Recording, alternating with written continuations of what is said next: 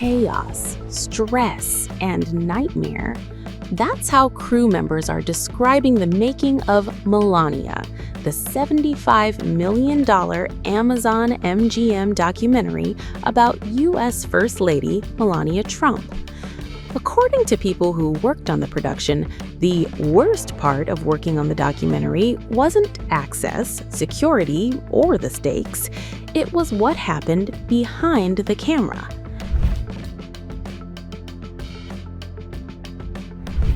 Crew members of the new documentary based on Melania Trump's life are speaking out about what they describe as a frantic, disorganized, and deeply uncomfortable production, one they say spiraled into chaos long before the cameras stopped rolling. As per a bombshell report by the Rolling Stone, several sources claim that long hours, poor planning, and relentless pressure defined the shoot. But the most troubling complaints focus on director Brett Ratner, whose presence on the project caught some crew members off guard.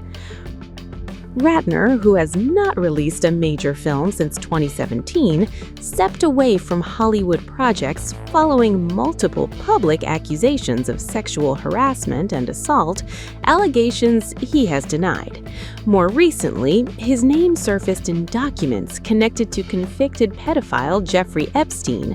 While those files do not accuse Ratner of criminal wrongdoing, crew members told the magazine that his presence on the project raised immediate concerns.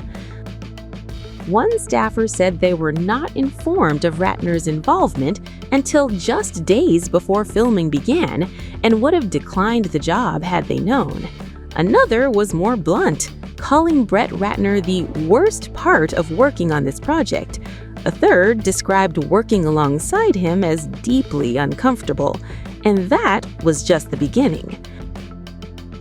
One person recalled Ratner eating in front of the crew while others went without, calling it either malicious or a complete lack of awareness.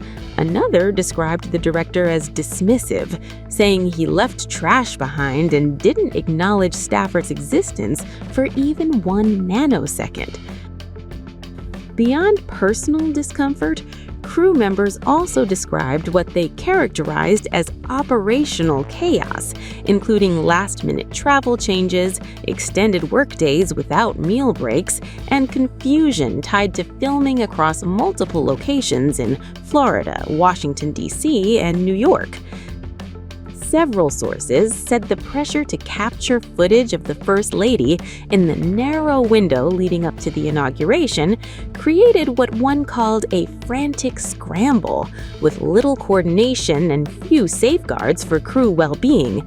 Logistics reportedly broke down so badly that crew members sometimes found themselves stranded after filming, including instances where they boarded Trump Organization aircraft to film Melania Trump, only to be left without a return plan.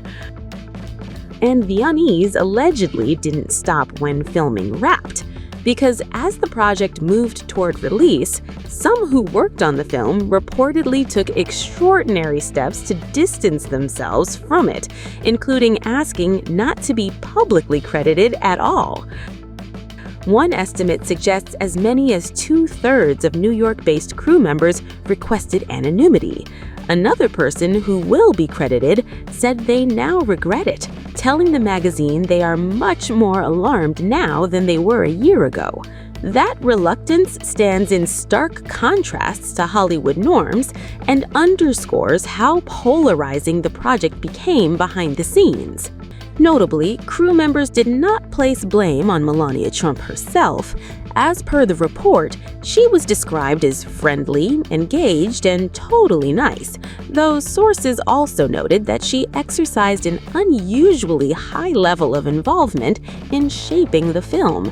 Reports indicate Melania Trump had creative input on how she was portrayed and what themes were emphasized, a level of control that is rare in documentary filmmaking and may have influenced how the project was ultimately packaged. all of this unfolds against the backdrop of an enormous financial gamble. Amazon MGM Studios reportedly invested $75 million in Melania, including $40 million for distribution rights and another $35 million for marketing and promotion. Yet reports suggest advanced ticket sales in major cities have been underwhelming, raising questions about whether audiences will embrace a film already dogged by controversy. For some who worked on the film, the verdict is already in. One crew member told the magazine that if Melania failed at the box office, they would feel, quote, great about it. The film opens in about 1,400 theaters on January 30th, and its toughest reviews may come not from critics, but from the people who were there.